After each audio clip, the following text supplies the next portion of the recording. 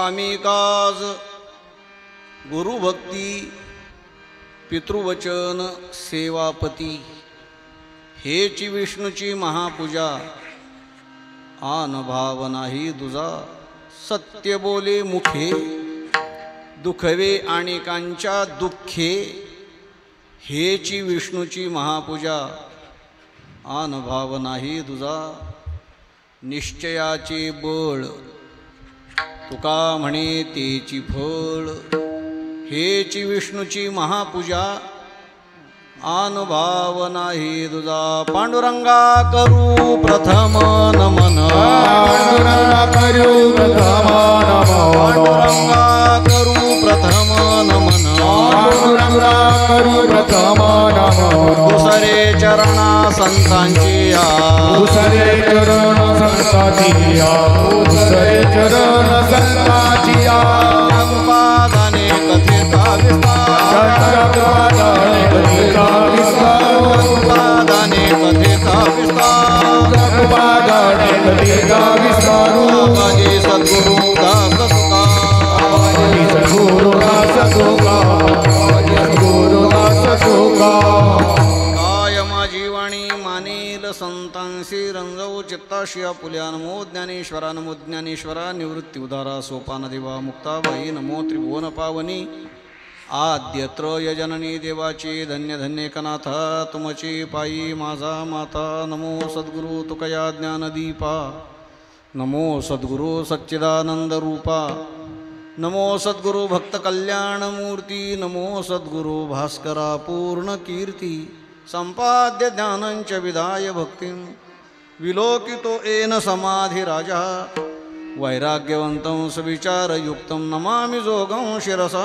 गुरुन्तं विश्वाभासं हृदयपटले गोचरं यस्य नित्यं ब्रह्मानन्दे सतत निरतस्तत्परो ज्ञानदाने विख्यातो यस्सुगमकथने ज्ञानदेवस्य वाक्यं शान्तारामं परमसदयं सद्गुरुं तं भजेऽहं श्रीसंतांची या माता चरणावरी श्रीसंतांची या माता चरणावरी श्रीसंतांची माता चरणावरी श्रीसंतांची माता चरणावरी श्रीसंतांची या माता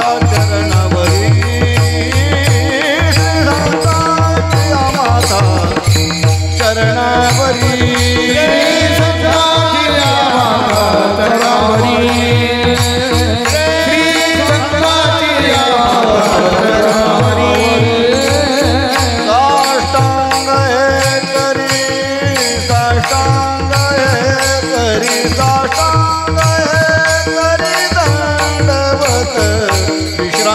पावलो सांभाळा उत्तरी विश्रांती पावलो सांभाळा उत्तरी साष्टांग हे करी साष्टांग हे करी साष्टांग हे करी दंडवत विश्रांती पावलो सांभाळा उत्तरी विश्रांती पावलो सांभाळा उत्तरी स्वामी काज गुरु भक्ती पितृवचन सेवापती हेची विष्णूची महापूजा अनुभव नाही दुजा प्रस्तुत कीर्तन सेवेकरता घेतलेला अभंग जगद्गुरु श्रीमंत श्री तुकोबारायांचा 4 चरणाचा आहे आणि या अभंगाचा सिद्धांत अभंगामध्ये मुख्य काय सांगायचं आहे हेची विष्णूची महापूजा भगवान विष्णूची महापूजा पूजा का केली जाते देवाच्या प्रसन्नतेकरता देवाची प्रसन्नता आपल्याला आपल्या जीवनामध्ये काय फल देते शांतता म्हणून हा आपला स्वार्थ आहे आपण जेव्हा देवाची पूजा करतो भक्ती करतो उपासना करतो त्याच्यामुळं आपल्याला मानसिक स्वास्थ्य प्राप्त होतं पूजवून देव पाहिजे मग देवाची प्राप्ती कशाने होते अर्थात त्याची संतुष्टता पूजेने नामस्मरणाने विविध प्रकारचे भक्तीचे प्रकार आहेत मग विष्णूची महापूजा करायची. मग पूजा म्हटलं की त्याला पंचामृत, मग ती पंचामृताची पूजा, षोडोपचारी पूजा, पंचोपचारी पूजा, म्हणजे 5 उपचार असणं, 16 उपचार असणं, 56 प्रकारचे भोग आपण म्हणतो, ती विष्णूची पूजा आहे. पण जगद्गुरु तुकोबारायांनी एकंदर आपला संप्रदायच आपल्याला सोपं सांगणार आहे. आपला संप्रदाय आपल्याला खर्च करायला लावत नाही. भगवंताची प्राप्ती होण्याकरता तुका म्हणे न वेचता मोल. फार त्या ठिकाणी मोल म्हणजे पैसा खर्च करण्याची गरज नाही. तुमचा प्रपंचातला अमूल्य वेळ म्हणतोय तो खर्च करायची गरज नाही. कामामध्ये काम, एवढं सोपं सांगितलेलं आहे. त्या पद्धतीने विष्णूची पूजा करायची. पंचामृत आणायचं म्हणलं, 16 उपचार आणायचे म्हटलं, 56 प्रकारचे भोग म्हटलं, खर्च होईल. आम्हाला तर खर्च नको. मग जगद्गुरु तुकोबारायांनी ती पूजा सांगितली. स्वामिकाज, आपण ज्यांच्याकडे काम करतो, आपले स्वामी म्हणजे मालक, त्या स्वामीचं काम इमानी इदवारे करणं, हेची विष्णूची महापूजा. किंवा स्वामीच्या मनोभावा न चुकीचे, स्वामीचं जे मनोगत आहे त्या मनोगतानुसार स्वामीची पूजा करणं, मालकाची त्या ठिकाणी काय करणं, सेवा करणं. म्हणून स्वामीच्या मनोभावा न चुकीचे हेची परमसेवा ही भगवान विष्णूची महापूजा आहे. गुरुभक्ती, काया वाचा मनाने गुरुची भक्ती करणं, गुरुची उपासना करणं. ज्ञानोबारांनी गीतेचा 13वा अध्याय आचार्योपासनम या पदाचं विवेचन आपण पाहू. आता सगळंच काय कीर्तनामध्ये एकाच वेळेला सांगितलं जात नाही, पण त्या ठिकाणचे पथ्य सांगितले जातात विस्ताराने. सर्वसामान्य माणसाला सुद्धा गुरुची भक्ती कशी करावी, देह आहे तोपर्यंत तर गुरुची भक्ती करणारच, पण देह पाहता नंतर सुद्धा गुरुची भक्ती कशी करायची ज्ञानोबाराने विचारा. अशी गुरुची भक्ती जर केली तर तीच विष्णूची सर्वश्रेष्ठ महापूजा आहे.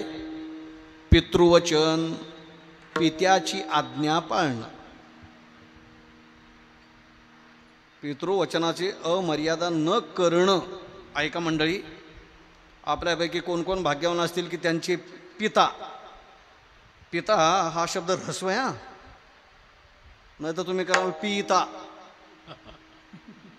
तो अर्थ करू नका. पिता शब्द, पी जर ऱ्हस्व असेल तर वडील जन्मदाते ते पिता, आणि तो जर पी दीर्घ झाला तर मग पिता. काय आपल्याला अभंग म्हणायचे असतात, मग त्याच्यामध्ये उच्चार करत असताना ऱ्हस्व दीर्घाचा आपण फार विचार करतच नाही.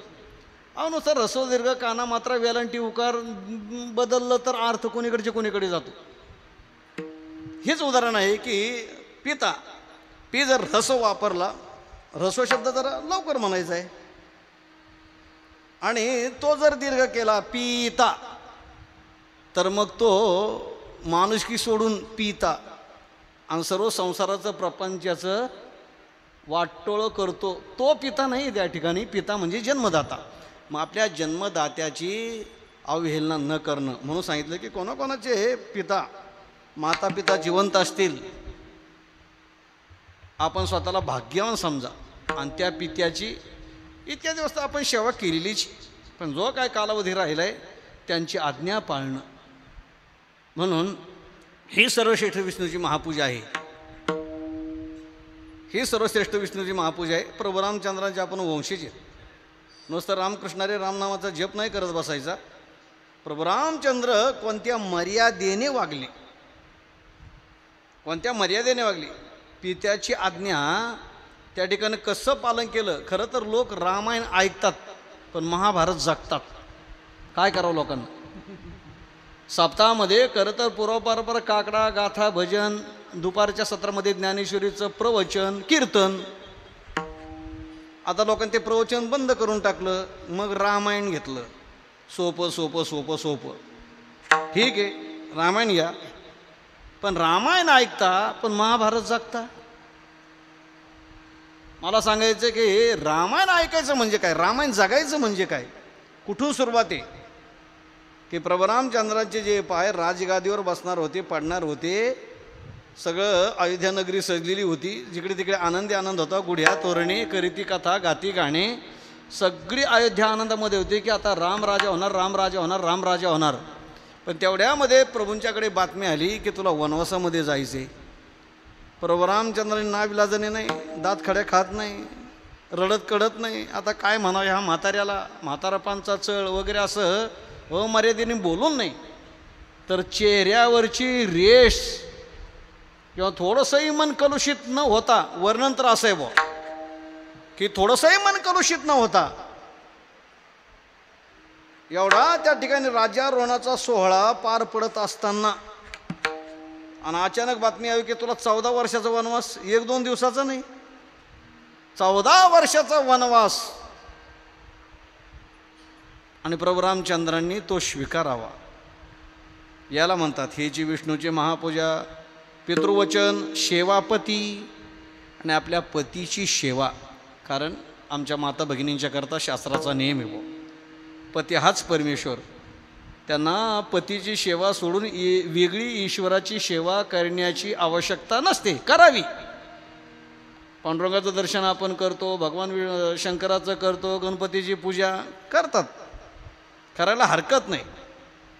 पण पतीची जर सेवा केली, प्रमाणक्षेपक पण आपण उच्चारत असतो की तुका म्हणे पतिव्रता तिची देवावरी सत्ता.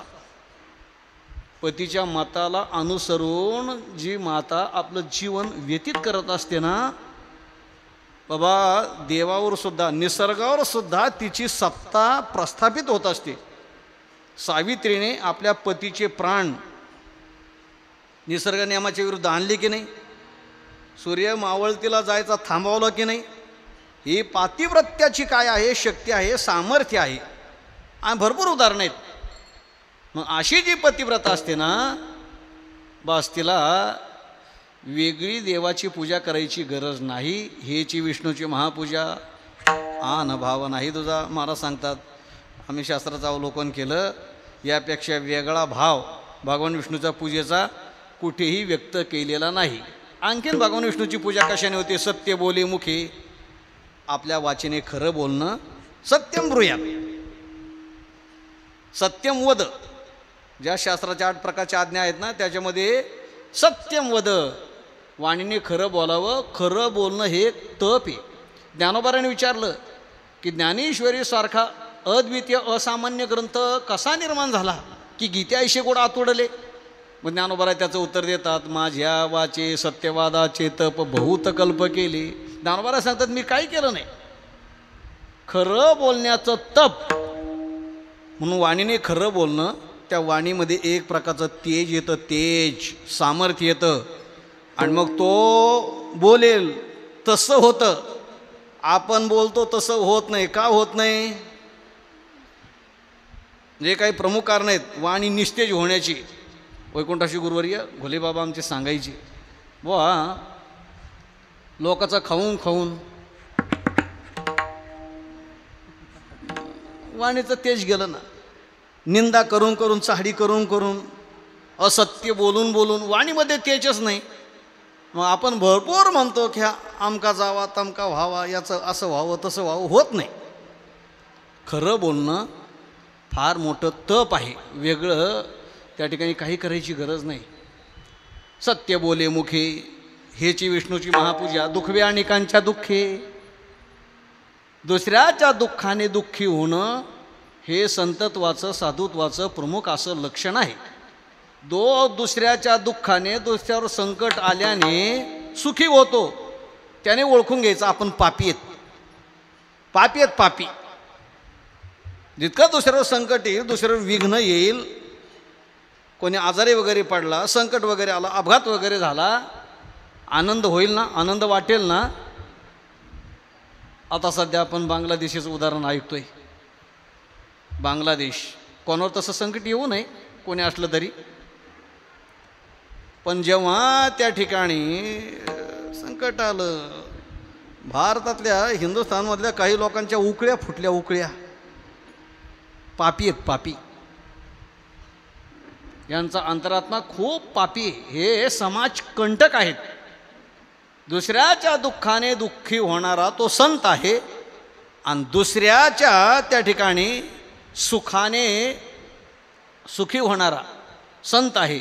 ऐका, दुसऱ्याला दुःख झालं की ज्याला सुख होतं तो पापी. उलट दुसऱ्याला काही संकट यावं आणि मग आपल्याला त्याचा आसुरी आनंद म्हणतात ना, आसुरी आनंद, हा आसुरांचा आनंद आहे की जिथं दुसरे दुःखात येतील तो कसाब काय नाव त्याचं, अजमल कसाब ते नाही का, बरेच वर्ष झाले त्याला, 26/11 बॉम्बस्फोट. तर जेव्हा बॉम्बस्फोट झाला आणि त्याने त्या स्टेनगनने भरा माणसं मारली, हसत होता तो. अशा अनेक उदाहरणं आहेत.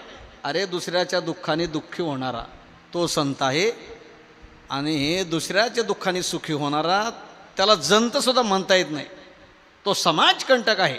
महाराज सांगतात दुःखवे अनेकांच्या दुःखी हेची विष्णूची महापूजा. बस, वेगळं मंदिरात जायची गरज नाही, वेगळी तीर्थयात्रेला जायची गरज नाही, वेगळी विष्णूची पूजा करायची गरज नाही. दुसऱ्याच्या दुःखी होणारा हेची विष्णूची महापूजा, निश्चयाचे बळ आणि असा जीवनामध्ये निश्चय, अशी प्रतिज्ञा करून जो राहतो, तुका म्हणे तेचं फळ, त्याला ते फळ प्राप्त होतं. तुम्ही म्हणा असं सगळं शक्य होतं का? होतं. खरं बोलणं शक्य आहे, दुसऱ्याच्या दुःखाने दुःखी होणं शक्य आहे. पतीची त्या ठिकाणी मनापासून सेवा करणं शक्य आहे, गुरुची सेवा करणं शक्य आहे, स्वामीच्या मनोगताप्रमाणे वागणं शक्य आहे. तसे वागलेले आहेत, जास्त जरी नसले तर कमी होईना वागलेले आहेत. पित्याची आज्ञा पाळणारे आहेत, सध्याच्या काळामध्ये आहेत, जास्त नाहीत पण आहेत. आणि मग त्यांच्याकडून आपापच ईश्वराला संतुष्ट होणारी जी पूजा आहे ती होती. विठ्ठल विठ्ठल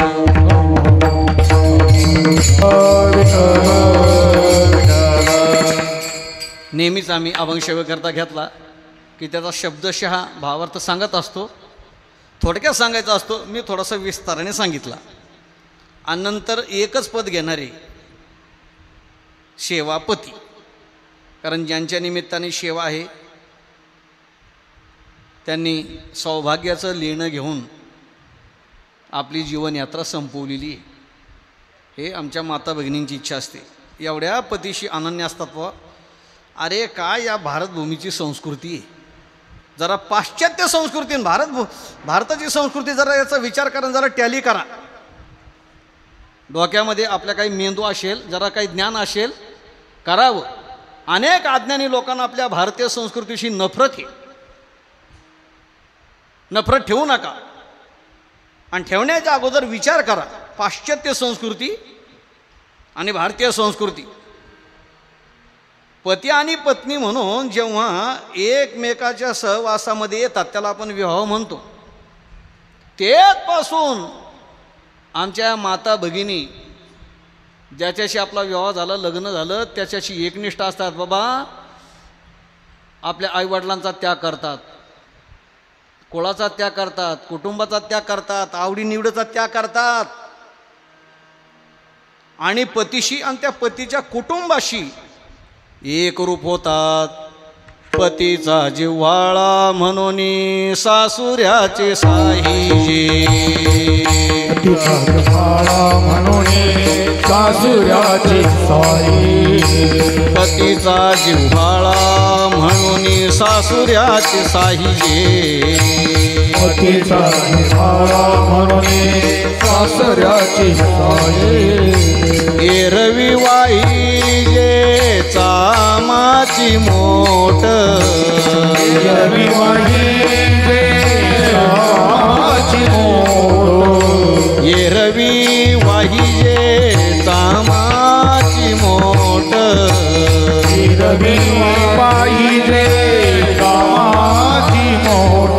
न पाहे वासन धरी मनी आस, न पाहे वास मनी न धरी आस, न पाहे वास न धरी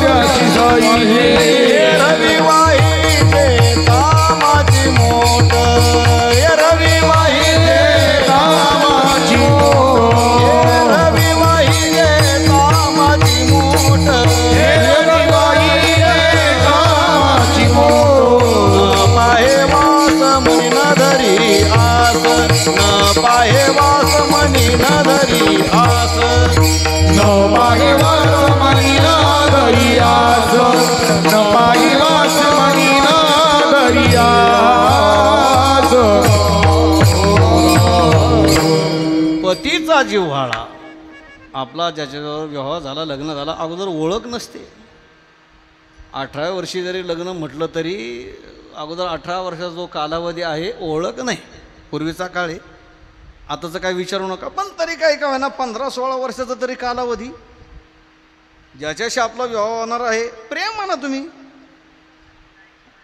ते काही ठराविक वय मर्यादेनुसार नंतरच घडतं ना अगोदर अपरिचय असतो पण ज्याचा एकदा परिचय झाला ओळख झाली पती म्हणून जीवनामध्ये आला की आमच्या माता भगिनींची इच्छा असते सर्व काळ पतीची सेवा घडावी आम्ही पाहिलं कधीकधी पती एवढा रोगाने व्याधीने जर्जर अनेक माता माऊलींनी खूप काया वाच्या मनाने सेवा हो खरं तर जग स्वार्थी उपयोग संपला म्हणतात ना गाडग्यामधलं तूप संपलं तर तेच गाडगं तेच मडकं बेडके टाकण्याकरता उपयोगी आणतात पण याला अपवाद आहे आमच्या माता भगिनी की आपल्या पतीची सेवा खूप काया वाच्यामध्ये कधी कधी आम्हाला भेटायला हॉस्पिटलमध्ये कोणी आजारी पडलं तर भेटायला जाण्याचं योग होतो कोण असतं जवळ सांगा ना कोण असतं सेवा करण्याकरता पतीची अर्थात पत्नी असते खूप काया वाच्या मानाने सेवा आणि आमच्या माता भगिनीची इच्छा असते शेवट आपला कसा व्हावा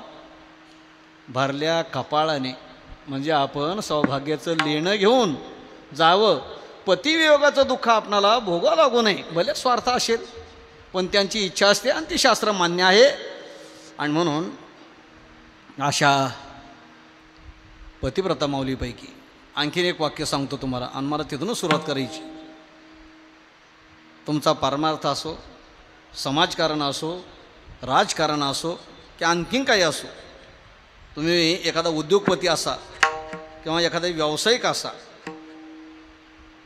जे काय आपल्याला त्या त्या क्षेत्रामध्ये यश येतं ना त्या प्रत्येक यशाच्या मागे एक कर्तृत्ववान कर्तव्यवान श्री असते हे नेहमीचं वाक्य आहे आपण ऐकतही असतो जे काय तुमची प्रगती होते तर त्या यशाच्या पाठीमागे श्रीचा मोठा त्या ठिकाणी कर्तबगारीतून हात आहे आज आवर्जून मला मोकळ्या मनाने भरपूर बोलायचे कारण आमची भेट जवळजवळ आता 40 वर्षाच्या नंतर म्हणूया का 40-45 बालपणामध्ये त्या ठिकाणी भाऊसाहेब आहेत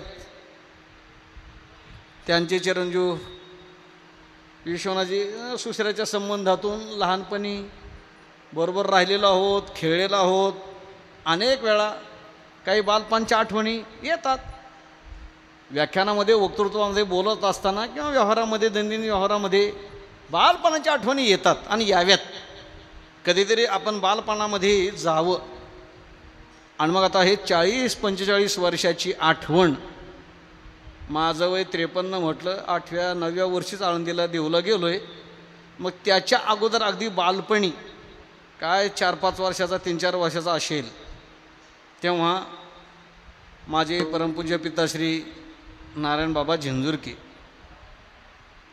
एक अंतर्निष्ठ अंतरंग असं एक व्यक्तिमत्व होतं फार बहिरंगपणा नव्हता हे म्हणण्याचं जे ज्ञान आहे ना गायनाचं ज्ञान स्वरज्ञान ज्याला म्हणतात ते मोजकं होतं बेताचं होतं तारस्वराचं ज्ञान फारसं असं कमी होतं एखाद्याचं प्रारब्ध असतं अभ्यास भरपूर होता विद्वत्ता भरपूर होती आणि ती विद्वत्ता जाणणारे काही थोडेच माणसं होती म्हटलं तर जीवनामध्ये आता हे जग म्हटलं की असं असतं दुतोंडी हे त्यांच्या लक्षामध्ये येत नसायचं मग थोडासा तापट स्वभाव त्याच्यातून होता अत्यंत तापट स्वभाव होता आणि त्याच्यामधून फार लोकांची जवळीक नाही झाली थोडेच असे त्या ठिकाणी सत्पुरुष महात्म्य असायची की जे परमार्थाचे अंतरंगे मग त्यांच्याशी थोडीशी आत्मीयता असे मोजके मंडळी त्याच्यामध्ये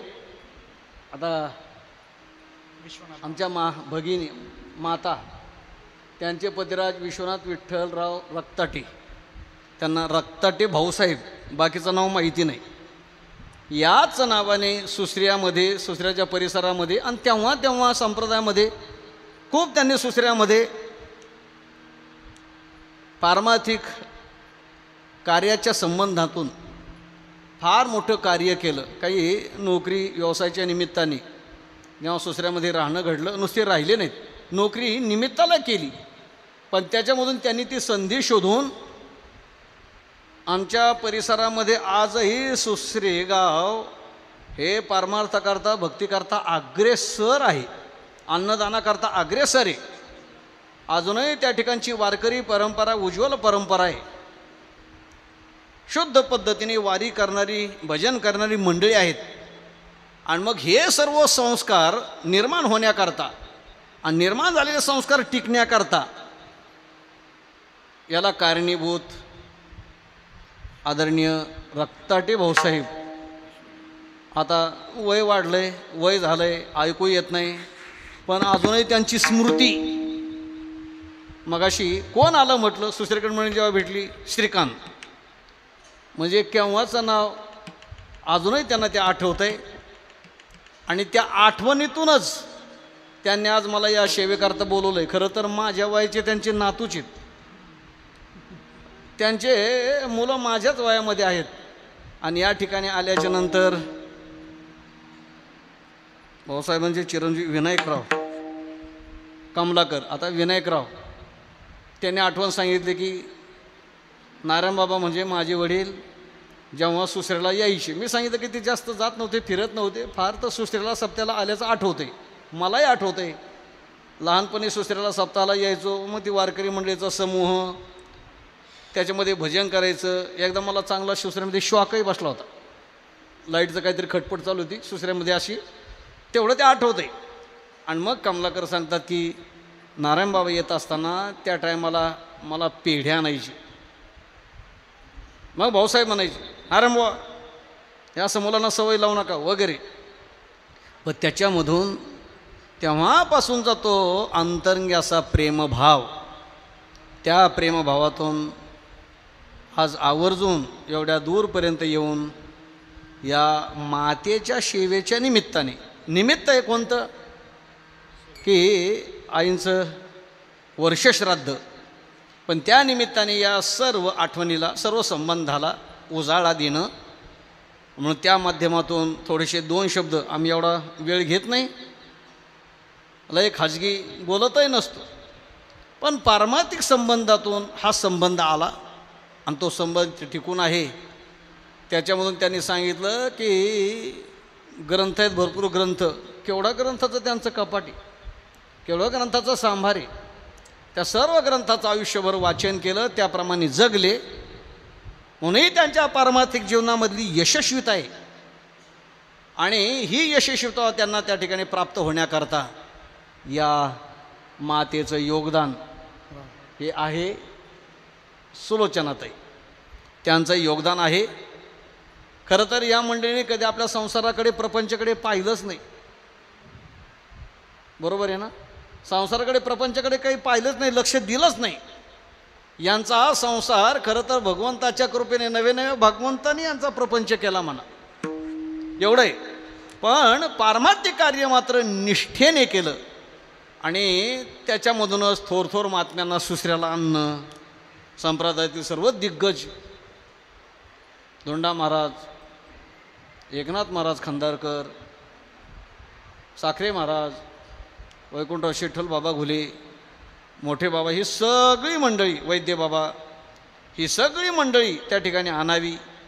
त्या काळामध्ये यज्ञसुद्धा त्यांनी काही करून घेतला. चला, लोकांच्याकडून अशी पारमार्थिक क्रिया करून घेणं आणि तोच खरा दाता हा सांगितलेला आहे. दाता तोची एक जाणा, नारायणा स्मरवी, नारायणा स्मरवी, नारायणा स्मरवी. दाता तोची एक जाणा, नारायणा नारायणा स्मरोमि नारायणा स्मरोमि दाता तोची नारायणा स्मरवी नारायणा स्मरवी नारायणा स्मरवी दाता तोची जाना नारायणा स्मरोमि नारायणा स्मरोमि नारायणा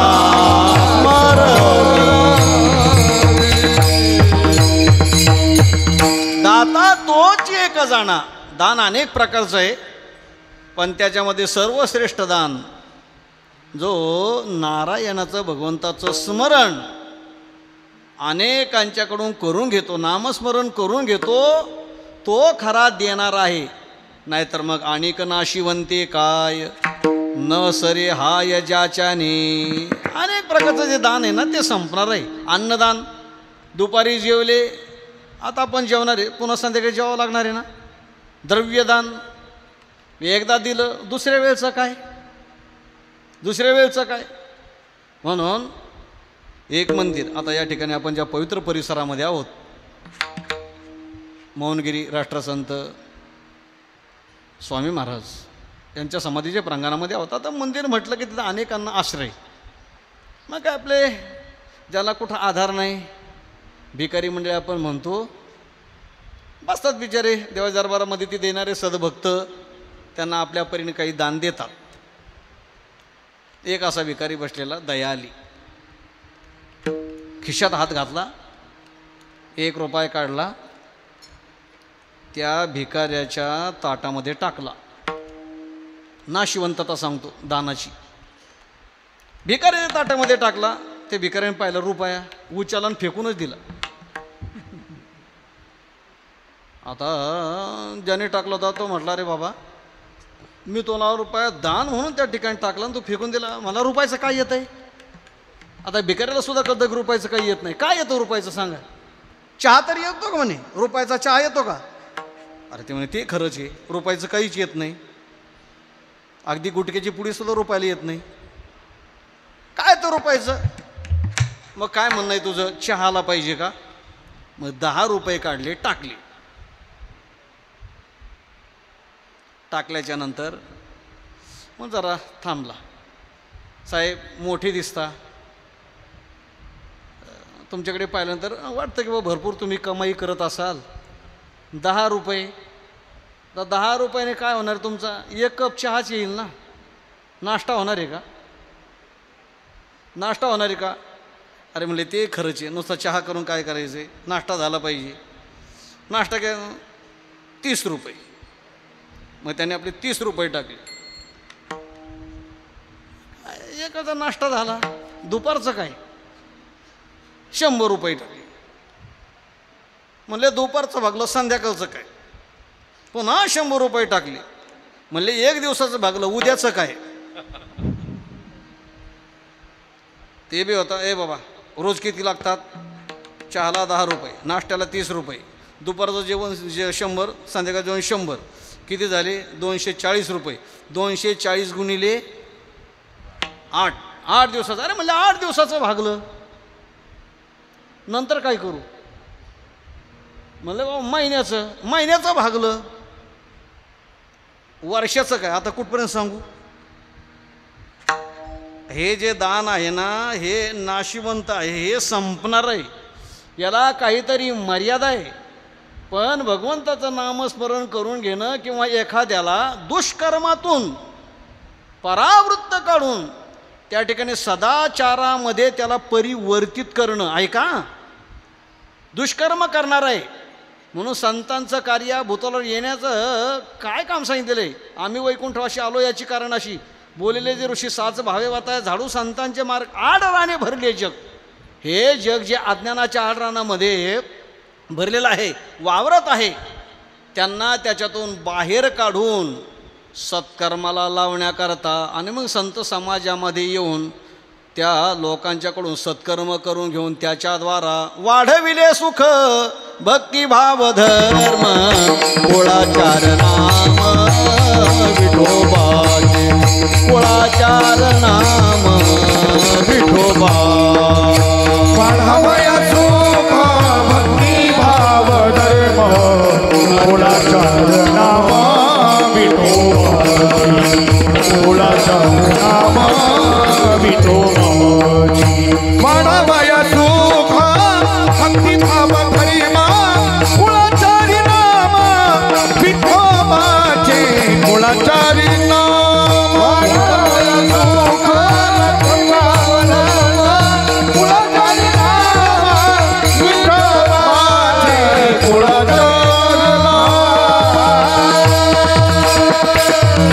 वाढावा सुख वाढावया भक्ती वाढावया धर्म आणि कशाच्या माध्यमातून कुळाचार नाम विठोबाचे आणि ते लोकांच्याकडून त्याचं स्मरण करून घेणं. लोक तर विसरलेलेच आहेत, देवाला विसरलेत. देवधर्म सांधी पडिले सकळ विषयी गोंधळ गाजत असे. मग त्या लोकांना विषयापासून परावृत्त करणं, विषयांची विस्मृती त्या ठिकाणी करून त्यांना देवाची स्मृती, धर्माची स्मृती, सदाचाराची स्मृती त्यांना करून देणं ही सोपी गोष्ट नाही आहे. दुराचार्याला सदाचारी बनवणं ही सोपी गोष्ट नाही. तुकोबराय प्रतिज्ञा करतात, गाढवाचे घोडे आम्ही करू दृष्टी पुढे, आम्ही करू दृष्टी पुढे, आम्ही करू दृष्टी पुढे. गाढवाचे घोडे आम्ही करू दृष्टी पुढे, करू दृष्टी पुढे, आम्ही करू दृष्टी पुढे. गाढवाचे घोडे आम्ही करू दृष्टी पुढे, आम्ही करू दृष्टी पुढे. गाढवाचे घोडे आम्ही करू दृष्टी पुढे, आम्ही करू दृष्टी पुढे. गाढवाचं रूपांतर घोड्यामध्ये, तसं दुर्जनाचं रूपांतर सज्जनामध्ये. म्हणून अनेक संत पुरुषांनी काय केलं हो, अनेक अशा गाढवांना घोडं बनवलं का नाही? अनेक गाढवांना बनवलं की नाही? अनेक गाढवांना संत पुरुषांनी सत्संगतीमध्ये घेऊन आपल्या समागमामध्ये घेऊन बरं का, त्याला नामस्मरणाची गोडी लावून सदाचाराचे धडे देऊन देऊन देऊन अनेक गाढवांना घोडं केलं. त्याच्यापैकी एक गाढव कीर्तन करतंय.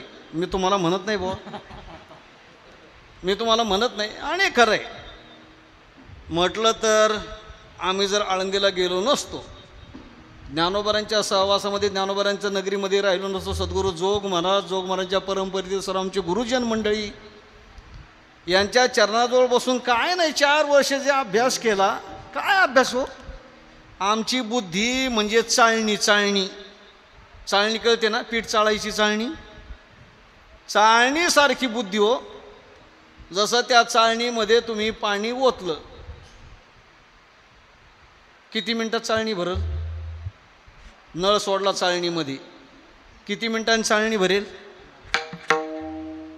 बरं किती तासाने? नाही. किती दिवसाने? नाही. चाळणी भरणार नाही. चाळणी स्वभाव की गळून जाणं, तशी आमची बुद्धी. पण त्या चाळणीला ज्या काड्या असतात ना, तार म्हणतो आपण त्याला, तार, आडव्या तार असतात ना, पाणी जरी साठत नसलं पण त्या पाण्याच्या वगैरे ती तारा काय होतात, ओल्या होतात, ओल्या. आणि त्याला असा थोडासा पाण्याचा पापुदरा साचलेला असतो, बस तेवढं काय तारा ओल्या झाल्या असतील ना, त्या ओल्या तारा त्याच्यावर चाललंय सगळं, साचलेलं काहीच नाही. आणि म्हणून सांगतो की संत करतात काय, गाढवाचे घोडे. मग आळंदीला येत असताना गाढवच असतात अगोदर, अल्पशिक्षित. पहिली गोष्ट, पहिलं लक्षण आळंदीला येणारच, शिक्षण कमी. आता कोण तिथं बुद्धिवानाला आणून घालायला मोकळं आहे? जो वकील, डॉक्टर, इंजिनियर होण्याच्या पात्रतेचा आहे त्याला लोक आणतात का तिथं आळंदीला? नाही नाही नाही नाही. मग जे नाणं कुठं चालत नाही ते नाणं, लोक लय भारी, जे नाणं कुठं चालत नाही ते नाणं देवाला. आता इथं स्वामींचा आश्रम आहे, दक्षिणा पेटी असते. त्या दक्षिणे पेटीमध्ये ते पंच कमिटी पेटी उघडतात ना, कोणत्या नोटा असतात त्याच्यात?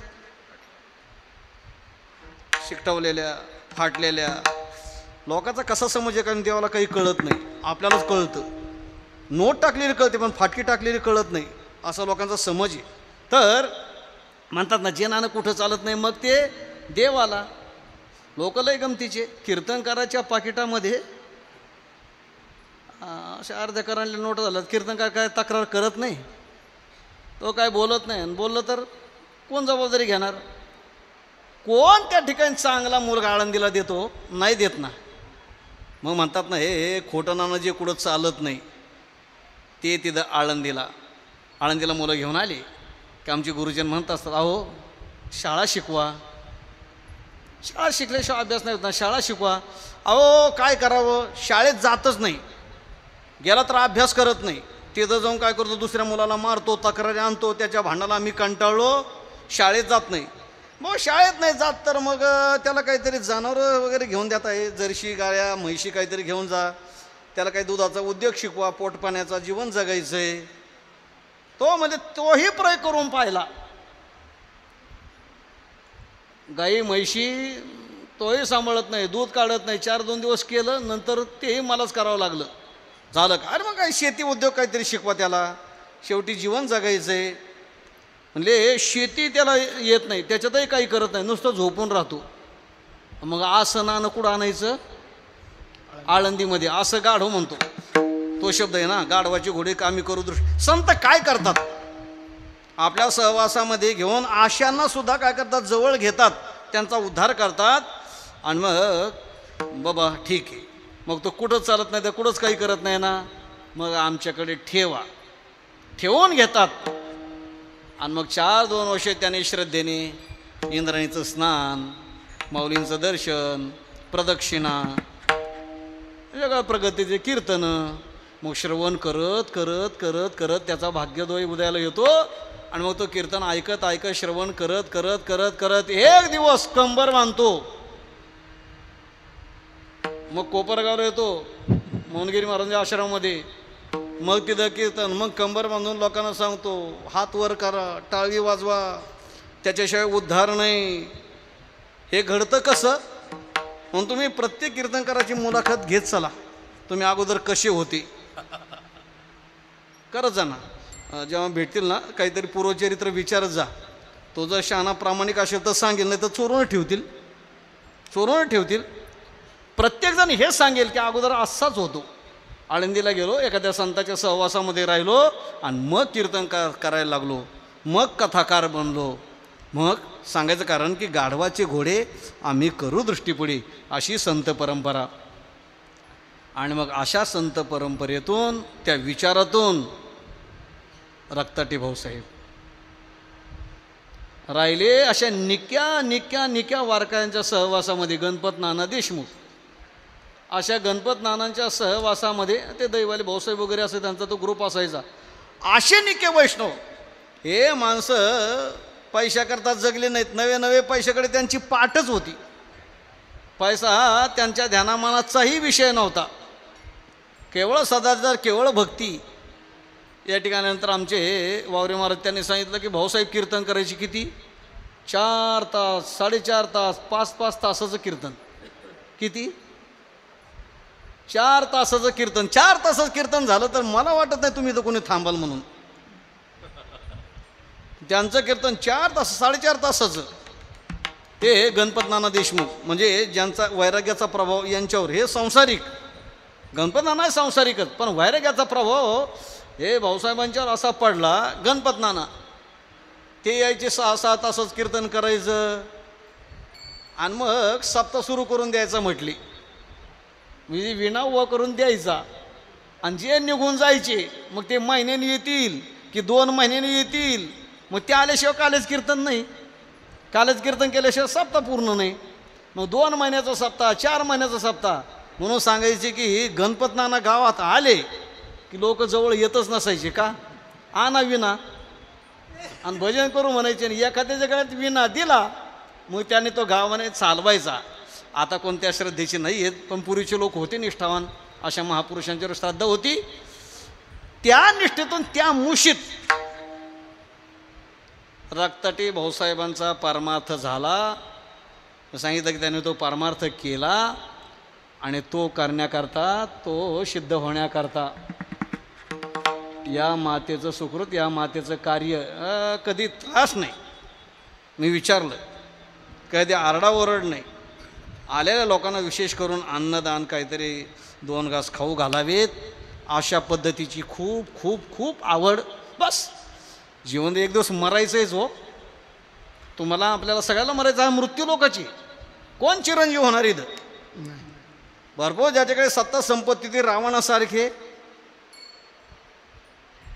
त्या ठिकाणी भक्त प्रल्हादाचे वडील हिरण्यकश्यपू, काय कमी होतं त्यांच्याकडे? काय कमी होतं की ज्यांनी त्या ठिकाणी भगवान विष्णूला आव्हान द्यावं, रामाला आव्हान द्यावं? सोपी गोष्ट आहे, त्यांना आव्हान द्यावं. पण देवाला त्या ठिकाणी आव्हान देणारे त्या ठिकाणी रावणाचं वर्णन करत असताना, तुका म्हणे ज्याचे देव बांधवडी, सांगा ते कवडी गेली नाही, सांगा ते कवडी गेली नाही. तुका म्हणे ज्याचे देव बांधवडी, सांगा ते कवडी गेली नाही, सांगा ते कवडी गेली नाही. तुका म्हणे ज्याचे देव बांधवडी, सांगा ते कवडी गेली नाही, सांगा ते कवडी गेली नाही. तुका म्हणे ज्याचे देव बांधवडी, सांगा ते कवडी गेली नाही, सांगा ते कवडी गेली नाही. मृत्यू सर्वांना आहे. 33 कोटी देवाला ज्याने आपल्या बंदीखानामध्ये ठेवलं होतं, काय कमी सामर्थ्य होतं? नवग्रहाच्या ज्याने आपल्या पायऱ्या केल्या, त्या नवग्रहाच्या पायऱ्या. आता आपण या स्टेजवर येतो ना, तसं रावणाचं जे सिंहासन होतं ना, राजसिंहासन, त्या सिंहासनावर जाण्याकरता 9 पायऱ्या त्या नवग्रहाच्या. एक ग्रह वाट्याला आला तर सगळ्या जीवनाचा वाटोळ होतो, विध्वंस होतो. आणि नवग्रह त्या ठिकाणी त्या नवग्रहाच्या पायऱ्या कराव्यात. जाऊ द्या, मला तर पुढचा भाग नाही सांगायचा. मग त्या ठिकाणी नारद महर्षी भेटले. काय ते नवग्रह त्यांच्या पायऱ्या केलेल्या. नारद म्हटले, का रे, एखाद्या गोर गरीब एखादा त्याच्या वाट्याला गेले तर त्याचं सगळं वजं वाटोळ करून ठेवता, 7.5. हां, सगळं त्याचा जीवनाचा विध्वंस करून ठेवता, प्रपंचाचा वाटोळ करून ठेवता. आणि रावणापुढे कशी नांगी टाकली म्हणे तुम्ही? कोणी खिजवलं? नारद महर्षींनी. कोणाला? त्या नवग्रहांना. इथं कशी नांगी टाकली? काही माणसं इकडं गरीबाला म्हणतात, तुला पाहून घेतो, तुला पाहून घेतो. त्यासमोर असं असं करतात, तुला पाहून घेतो. आणि एखादा आपल्यापेक्षा बलवान श्रीमंत भेटला की तिथं शेपूट घालतात आणि त्याला म्हणलं, हे कसं काय? जाऊ दे, कुठं नादी लागता. म्हणजे आपल्यापेक्षा बलवान मोठा भेटला की कुठं नादी लागता, आणि गरीब भेटला की तुला पाहूनच घेतो. ही समाजाची रीती. मग ते नवग्रहाला खिजवलं. नारद महर्षी होते ते. का रे म्हणे, तो रावण इकडं गोरगरिबाच्या वाट्याला जाता, त्याचं वाटोळ करून ठेवता, आणि इथं कशी नांगी टाकली? अरे म्हणले, काय करावं, आमचं सामर्थ्य आहे, पण या रावणाने काय केलं म्हणले, आम्हाला पालथं टाकलंय. ज्याच्या राशीला जायचं आहे ना, ज्याला आम्हाला पीडा करायची आहे ना, त्याची ना आमची दृष्टादृष्ट झाली पाहिजे. आता काय झालं, या मला पालथं टाकलंय, त्याच्यामुळं दृष्टादृष्ट होत नाही ना, मग आमचं काहीच आलेलं झालंय. मग नारद महर्षी म्हणतात, असं आहे का? मग मला सांगा ना. मग नारदाने त्याला सांगितलं, रावणाकडे गेले, आदर सत्कार केला. म्हणले, काही सत्कार करू नको, मला वाटलं लय पुरुषार्थी असेल, लय मोठा असशील. म्हणजे काय झालं? काय झालं म्हणजे, अरे तू ज्या सिंहासनावर जातो त्या कशाच्या पायऱ्या आहेत? म्हणे नवग्रहाच्या. मग म्हणून तर तुला म्हणलो, मला वाटलं लय पुरुषार्थी आहे. कसा जातो म्हणे तू? त्यांच्या पाठीवर पाय देऊन जातो की कसा जातो? पाठीवर पाय देऊन. हे पुरुषार्थाचं लक्षण आहे काय? अरे आपल्या शत्रूच्या छातीवर पाय देऊन गेला पाहिजे, मग तो खरा शूर. हे राक्षस मंडळी बलवान पण निर्बुद्ध. बरे लोक निर्बुद्धच असतात बरं का. बल शक्ती सगळं सगळं असतं. मग दुसऱ्याने यांना हवा भरली ना, ढिशिम ढिशिम ढिशिम ढिशिम, लढ त्याच्या विरोधात म्हणले की निघाले. स्वतःची अक्कल नाही, स्वतःची बुद्धी वापरायची नाही. कोणीतरी सांगावं यांना, घ्या दगडन फेका, मग हे कार्य करत बसणार. सध्या आमचा तरुण बांधव असाच आहे, काही स्वतःच्या बुद्धीचा विचार करायचा नाही. चला मग जेव्हा त्या ठिकाणी रावणाने ढिशम ढिशम हवा भरली, अरे पुरुषार्थी तोय, खरा शूर तोय की आपल्या शत्रूच्या छातीवर पाय देणारा, असं आहे काय? मग त्या ठिकाणी तो रावण सगळं काम सोडलं गेला, स्वतः गेला आणि त्या एका ग्रहाला पालथं घातलं होतं ना, त्याला काय केलं, असं उतानं केलं, उलटं केलं आणि त्याच्या छातीवर पाय देऊन जायचं आहे ना. आणि मग जेव्हा त्या नवग्रहाची रावणाची दृष्टादृष्ट झाली आणि मग सगळं वाटोळ्याला सुरुवात. मग इंद्रजितासारखा पुत्र, मग आता ते एकेकाची हानी जी व्हायला लागली. मग तिथं हनुमंतराय आले, मग जाळी आली लंका, ह्या सगळ्या गोष्टी त्या ठिकाणी सुरू झाल्या. मी थोडासा पुढचा भाग सांगायची गरज नव्हती, पण तो सांगून घेतला. असा आहे की रावण काय सामर्थ्य, नवग्रहाची ज्यांनी पायऱ्या कराव्यात, 33 कोटी देवांना ज्यांनी बंदी खाण्यामध्ये ठेवावं, कृष्णाला आव्हान देणारा कंस काय कमी म्हणायचा, हिरण्यकश्यपू भगवान विष्णूला आव्हान देणारा काय कमी म्हणायचा. पण शेवटी हा मृत्यूलोक आहे, या मृत्यूलोकामध्ये त्यांना सुद्धा मरावं लागलं. म्हणून सांगितलं की तुम्हाला मला सगळ्याला मरायचं आहे, पण मेलो तरी पाठीमागे आपल्या सत्कीर्तीचा सुगंध हा शिल्लक असावा. उत्तमाची उरे कीर्ती मागे, उत्तमाची उरे कीर्ती मागे, उत्तमाची उरे कीर्ती मागे, उत्तमाची उरे कीर्ती मागे. तुका म्हणे एका मरणीची सरे, म्हणे एका मरणीची सरे, तुका म्हणे एका मरणीची सरे, म्हणे एका मरणीची सरे. उत्तमाची उरे कीर्ती मागे, उत्तमाची उरे कीर्ती मागे.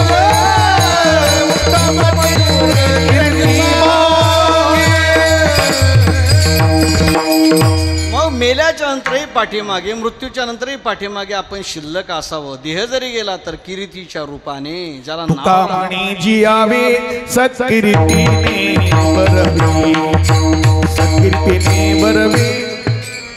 जगणं तर झालं की मरणाच्या मागे मरावे परी कीर्ती रूपे उरावे, आणि म्हणून पाठीमाग कीर्ती रूपाने त्या ठिकाणी उरलं पाहिजे.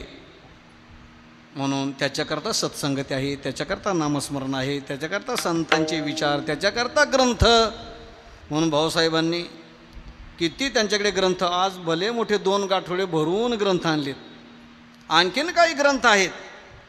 आणि हे सगळं त्यांनी जीवनभर केलं आणि त्यांना या मातेने साथ दिली.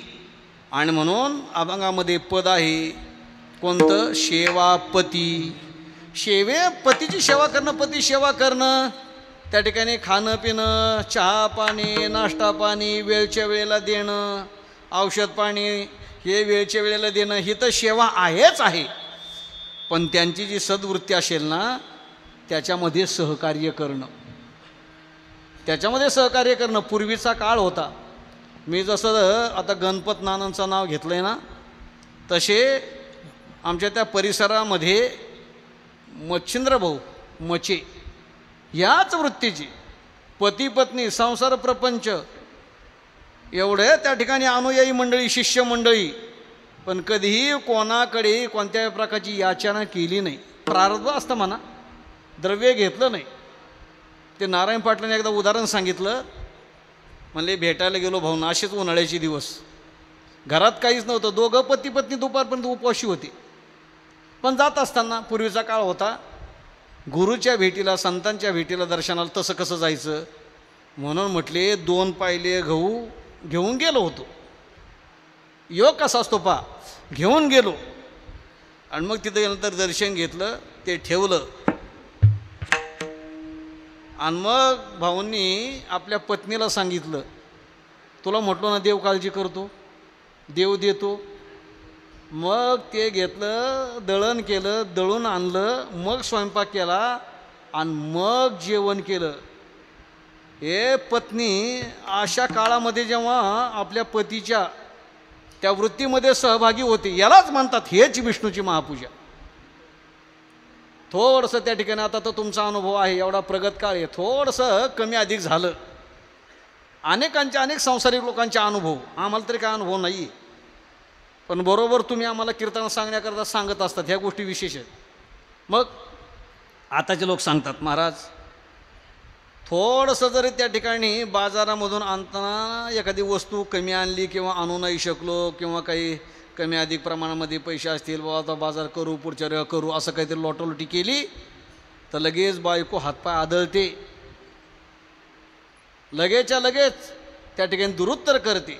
म्हणून आम्ही माता भगिनींना बोलत असताना सांगत असतो की आपल्या पतीचं जे काही वैभव सामर्थ्य असेल ते आपण आनंदाने स्वीकारणं, कमी असेल तर कमी, अधिक असेल तर अधिक, हे पातिव्रत्याचं लक्षण आहे.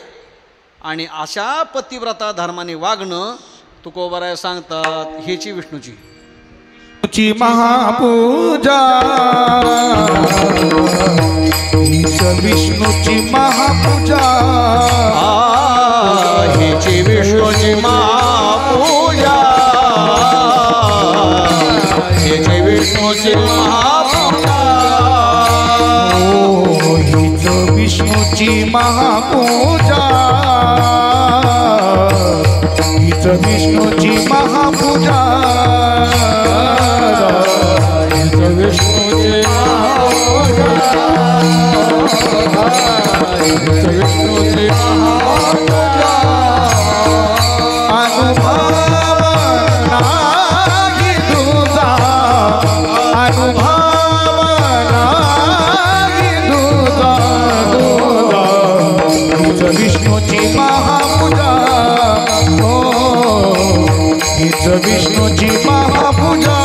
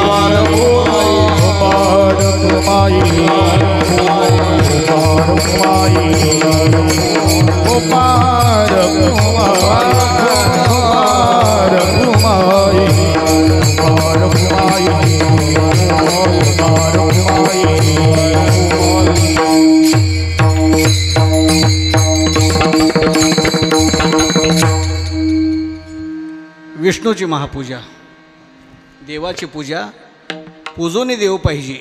देवाची प्राप्ती देवाच्या पूजेने होते. आणि ती पूजा होण्याकरता काय वस्तू पाहिजेत, काय पदार्थ पाहिजेत, लौकिक पदार्थाची महाराजांनी चर्चा केली नाही. खरं तर देवाची पूजा, तुझ्या नामाची सकळ पूजा अर्चना मंत्रमाळ धूप दीप नैवेद्य फळ तांबूळ अहो पुष्पांजूल तुका म्हणे कासयाने पूजा करू केशी राजा. याचं शेवटचं चरण आहे की तुका म्हणे मज हे तुझे नाम धूपदीप राम कृष्ण हरी. धूपदीप राम कृष्ण हरी. कृष्ण हरी. देवाच्या नामाचे उच्चारण करणं ही देवाची पूजा आहे. सदाचार करणं ही देवाची पूजा आहे. शुद्धचर्या हे संतांचे पूजन लागतची धन नाही वित्त. शुद्ध आचरणाने वागणं ही देवाची पूजा आहे. नाहीतर करायचा दुराचार काय 15-20 मिनिटाची देवाची पूजा करायची आणि बाकीचे 23 तास 40 मिनटं दुराचाराने वागायचं नाही. आता काय श्रावण महिना चालू आहे. वर्षाचे 12 महिने आहेत. श्रावण महिना म्हटलं की लोकांची एक पवित्र भावना आहे. काही खाणारे काही पिणारे कसंही वागणारे श्रावण महिन्यामध्ये मात्र पायात चप्पल घालणार नाहीत. एक भुक्त आणि तेही सूर्यास्ताच्यानंतर जेवायचं, फराळ करायचा नाही. चांगली गोष्ट आहे. हे होणं काय सोपं नाही.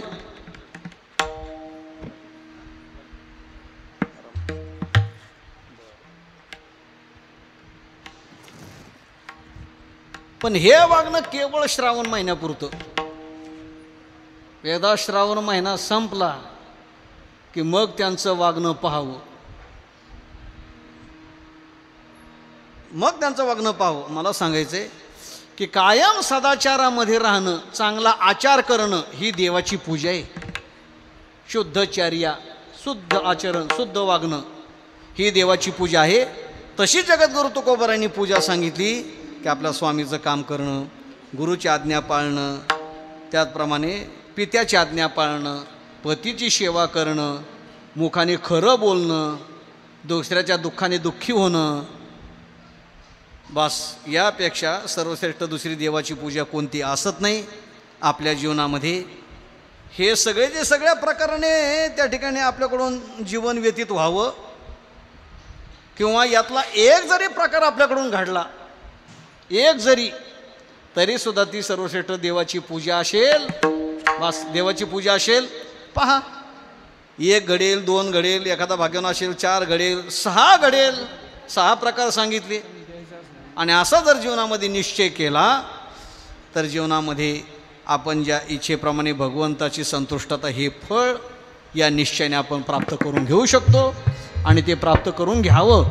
ज्या संत महापुरुषांनी, आता त्यांच्याबद्दल काय बोलायचं आहे, स्वामीचं काम बाबा त्यांचं तत्व आहे. सेवके करावे सांगितले काम ते होतू पण कामा नाही. गुरुभक्ती, आता त्यांच्यासारखी गुरुची भक्ती कोणी करावी. ज्ञानोबांचं मी सांगितलं की आचार्योपासनम, देह आहे तोपर्यंत गुरुची सेवा करीनच करीन, पण देह पाहतानंतर सुद्धा ये शरीरची माती मिळवेन ती क्षिती जे श्रीचरण उभे ठाती आराध्याची. महाराज सांगतात की देह पाहतानंतर या शरीराची माती त्या भूमीमध्ये मी मिसळीन. मोठा विस्तार आहे त्याच्यावर. पितृवचन अनेक उदाहरणं आहेत की प्रभू रामचंद्राने आपल्या पित्याची आज्ञा ज्यावर आलं तरी त्या ठिकाणी पालन केली. गुरुभक्ती, सावित्रीसारख्या सेवापती, सावित्रीसारख्या पतिव्रता माऊली की ज्यांनी सूर्यास्ताला जाण्यापासून थांबवलं. थांब, माझा पती जर तुझ्या आस्थाने जाणार असेल तर तुला मावळायला परवानगी नाही. सत्य बोले. संत सत्य बोलतात, संत खरं बोलतात असं न म्हणता मी असं दुरुस्ती करतो. संत जे बोलतात ते सत्य असतं. संत खरं नाही बोलत, संत बोलतात ते खरं असतं. संत सत्य नाही बोलत, संत बोलतात ते सत्य असतं, ते सत्य होतं. म्हणून त्यांना वेगळी देवाची पूजा करायची गरज काय राहिली. दुःखे अनेकांचे दुःखे प्रश्नच नाही. का चिखली रुतली गाये धड भाकड न पाहे, तो जो तेजनी ग्लानी होय काला भुला तैसे दुःखिताचे शिनने हिरता सकणवपणे उत्तमा धमनीने हे विवंचुगा तैसे दुःखिताचे शेणणे. आपल्या समोर जर एखादा दुःखित आला ना तर त्याचं दुःख कसं कमी होईल, ते कमी होण्याकरता मी काय करू असं ज्याची तडफड होते की एखादा जर त्या ठिकाणी दुःखी असेल, एखादा भिकारी पाहिला तारे पोटामध्ये कालोद, काय प्रारब्ध असेल सांगा ना. हे आपण हॉस्पिटल काही लोक आजारी असतात ना, त्यांचा तो आजार पाहिल्यानंतर पोटामध्ये कालं होतं बुवा, की काय प्रारब्ध असेल यांचं, काय आजार त्या ठिकाणी व्याधी. चला, समाजाचं दुःख पाहिल्याच्या नंतर दुःखी होणारा हा संतांचा वर्ग आहे. महाभारतामध्ये रंती देवाचं उदाहरण आलं. 7 दिवसाचं उपवाशी, 7 दिवसाच्या नंतर एक भाकरी होईल एवढं पीठ कुठून तरी मिळालं. सांगितलं की त्याचं प्रार्थ असतं, त्याला काही इलाज नाही. पूर्वीचे लोक सांगतात की आम्ही बरबड्याच्या भाकरी खाल्ल्या. काय बरबडा होता तो? बरबड्याच्या भाकरी खाल्ल्या. मग खाल्ल्या जाणं त्या 72च्या सालामध्ये, आणि मग खाल्ल्या. काय प्रार्थ आहे सांगा. तसं तो रंतीदेव 7 दिवसांनी एक भाकरी होईल एवढं पीठ मिळालं. बायकोला आणून दिलं, बाई कर बाबा. तिने एक भाकरी केली. आता काय, पती पत्नी 2 मुलं, ती भाकरी केली, 4 हिस्से केले, चतकोर सर्वांनी खायचं ठरलं. देवाला नैवेद्य केला आणि त्या ठिकाणी ती चतकोर भाकरी 7 दिवसाची उपवाशी कल्पना करा. आणि जेवायला बसणार, आपोषण घेऊन जेवायला सुरुवात करणार, एवढ्यामध्ये भगवान शंकराने एका कृष ब्राह्मणाचं रूप धारण केलं. आला दारामध्ये, रंतीदेवा 15 दिवसापासून उपवाशी बाबा, पोटामध्ये अन्नाचा कण नाही. आता जर अन्न नाही मिळेल तर मी उपवाशी मारण्याची शक्यता आहे. महाराज, तो रंतीदेव उदारच. मग त्याने सांगितलं, ठीक आहे, मी तर 7 दिवसाचं आहे, तुम्ही तर 15 दिवसाची आहेत. आपल्या वाट्याची चतकोर भाकरी त्याला दिली. खा बाबा, तू खा, मी तसा राहतो. आता अवघड आहे, मला सांगायला सोपं आहे, तुम्हाला ऐकायला अवघड आहे. आपलं सोपं आहे, पण काय परिस्थिती असेल. उगाच रंतीदेवाचं नाव आज येत नाही लाखो वर्षाच्या नंतर. चतकोर भाकरी दिली. त्याने सांगितलं, अरे बाबा 15 दिवसाचं उपवास या चतकोर भाकरीने होईल काय? हे पत्नीने ऐकलं. पत्नी म्हणली, आम्ही तरी 7 दिवसाचीच उपवास येतात. तर ती रंतीदेवाचीच पत्नी ना, अर्धांगिनी, मी आता सांगितलं ना, शेवापती. मग पतीच्या मतामध्ये अनुसरण, पती जर उपवास असेल तर आपण कसं खाणार? मग शेवटी त्याने त्या अतिथीला भाग आपल्या वाट्याचा दिला. ती चतकोर भाकरी त्याला दिली. तुम्ही खा बाबा, आम्ही तसं राहतो. आता त्या ब्राह्मणाने घेतलं, अरे बाबा 15 दिवस उपवाशी अर्ध्या भाकरीने काय होईल? हे मुलाने ऐकलं. आता त्यांचेच मुलं, ते संस्कार कसे असतील?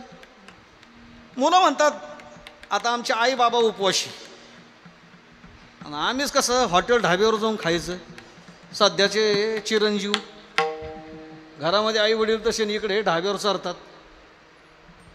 यांना ढाब्यावरचं चटक मटक लागतं. मग त्या ठिकाणी त्या मुलाने म्हटले, आम्ही तरी 7 दिवसाची उपवाशी आहेत, तुम्ही 15 दिवसाची आहेत ना बाबा, हे तुम्ही घ्या. त्या मुलाने दोघांनी आपला वाटा दिला. त्याने बाबा हे तुमचं घेतलं तर तुम्हाला पुन्हा राग येईल, क्रोध येईल. म्हणले अजिबात नाही, चेहऱ्याची रेषासुद्धा हलणार नाही. आणि मग संतुष्टतेने त्यांच्या समोर त्या क्रोश असणाऱ्या, म्हणजे अर्थात भगवान शंकरांनी ती भाकरी खाल्ली. तोपर्यंत संतुष्ट चेहऱ्याने तसे हात जोडून बसले, उभे राहिले. शेवटी परीक्षा घेतली, परीक्षेला उतरले.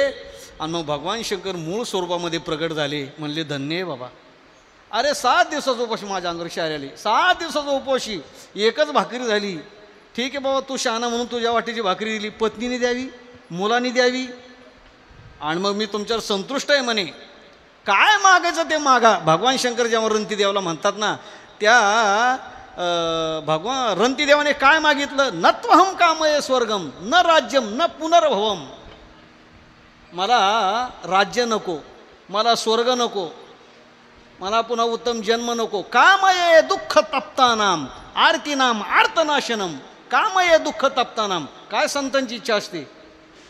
की जे दुःखी आहेत ना, दुःखी, बास ते शांत व्हावे, त्यांचं दुःख नष्ट व्हावं. याला म्हणतात दुःखी अनेकांच्या दुःखी. कामये दुःख ताप्तानाम आरतीनाम आर्तनाशनम. यापेक्षा आमची वेगळी इच्छा असत नाही. ही ज्ञानोबा तुकोबारायांची इच्छा आणि त्याच्या ओघाने त्यांची घडलेली भगवंताची पूजा, भगवान त्यांच्यावर असणारी संतुष्टता. म्हणतं तुका म्हणजे गाजे वैकुंठी सोहळा, या ही भूमंडळा माझी कीर्ती. ज्ञानेश्वर माऊली ज्ञानराज माऊली तुकाराम. ज्ञानेश्वर माऊली ज्ञानेश्वर माऊली ज्ञानराज माऊली तुकाराम. ज्ञानेश्वर माऊली ज्ञानेश्वर माऊली ज्ञानराज माऊली तुकाराम. ज्ञानेश्वर माऊली कुंडली कवरधारी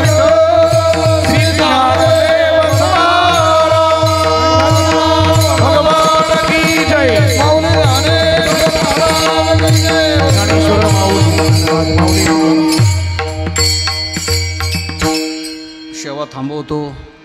आज आपल्यासमोर तर पत्रिका आहेच, बोर्ड आहेच, आपल्या सर्वांना त्याची कल्पनाही आहे. आज आपण रक्ताटे परिवाराच्या संबंधातून, भाऊबंध असतील, नातेवाईक असतील, आप्तेष्ट असतील, स्नेहीजन असतील, या मंडळीचे ज्या ज्या क्षेत्रामध्ये संबंध, मग मित्रसंबंध असतात, भले रक्ताचं नातं नसेल तर भावनेचं नातं, आणि त्याच्यामधून तर आज सुसरेकर मंडळी. आता कधी नोकरी व्यवसाय, कधीचे संबंध, कोण ठेवतं एवढे संबंध, पण एवढ्या दूरपर्यंत ही सगळी मंडळी विशेष करून आलेली आहेत. त्या ठिकाणी रक्ताटे भाऊसाहेब, आता पत्नी, पण मागं पुढं होत असतं ते समाधान करून घेणारेच आहेत. मी काय म्हणू, त्यांनी समाधान करून घ्यावं, त्यांना त्याचं ज्ञान आहेच आहे. त्याचप्रमाणे बाळासाहेब शाळक, जे या आमच्या मातोश्रींचे बंधू आहेत, शेवटी भगिनी गेली त्याचं दुःख, आणि विनायकराव कमलाकर हे त्यांचे चिरंजीव आपल्या आईची वडिलांची पुढील परंपरा त्या ठिकाणी सांभाळतातच, वृत्तीची सांभाळतातच. त्याही आमच्या मित्रत्वाच्या आठवणी आहेतच. सुशीलाताई, सरिताताई आणि गंगूताई, आपली माता गेल्याचं दुःख त्या ठिकाणी त्यांच्या जीवनामध्ये भगवंताने, खरं तर आई जाणं म्हणजे प्रेमाचा झरा आटणं संपलं. जीवनामधून आई गेली ना, तुमची माझी कोणाची, प्रेमाचा झरा. मग बाहेर प्रेम मिळतं, पण ते प्रेमाचं नाटक असतं, शाश्वत प्रेम, खरं प्रेम नसतं. त्याचप्रमाणे विजय, संजय, श्रीराज, ही सगळी मंडळी, त्यांचा नातवंड वगैरे सगळा मोठा परिवार आहे. म्हणून या सर्व परिवाराला आपल्या या मातेंचे संस्कार दिले, त्या संस्कारातून त्या ठिकाणी वाटचाल करावी, अशा प्रकारच्या निमित्ताने विनंती, प्रार्थना असणार आहे. आणि आज या सेवेकरता आपण सर्व मंडळी जशी आहात तशी पाठीमागं आमच्या वारकरी संप्रदायाची नवोदित अशी पिढी ज्याला म्हणतात, अनेक कार्य करणारे आमचे अनेक महाराज मंडळी आपापल्या प्रांतामध्ये, आपापल्या भागामध्ये. हे मुलांना सांभाळणं सोपी गोष्ट नाही ना. त्यांचं खान पियान, आहार, आजार, अमकं तमकं आमच्याकडे काय आमच्या वाट्याला आहे, आम्ही ते करतोय.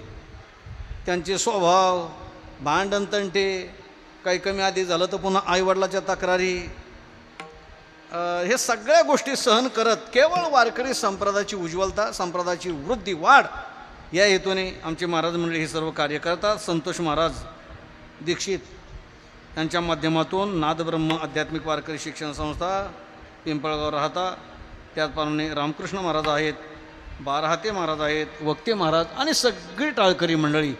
आज आपण सर्व श्रोते मंडळी आपल्या सर्वांच्या उपस्थितीमध्ये, सर्वांच्या सहभागाने अत्यंत आनंदामध्ये ही सेवा कर्तव्य भावनेतून पार पडलेली आहे. कमलाकर भाऊ आहेत, विश्वनाथ भाऊ आहेत.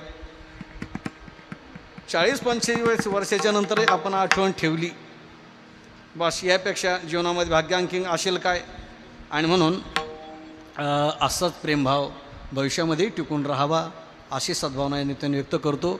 आणि झालेल्या सेवेला या ठिकाणी पूर्णविराम. भानुदास एकनाथ, भानुदास एकनाथ, भानुदास एकनाथ, भानुदास एकनाथ, भानुदास एकनाथ, भानुदास एकनाथ, भानुदास एकनाथ, भानुदास एकनाथ, भानुदास एकनाथ, भानुदास एकनाथ, भानुदास एकनाथ.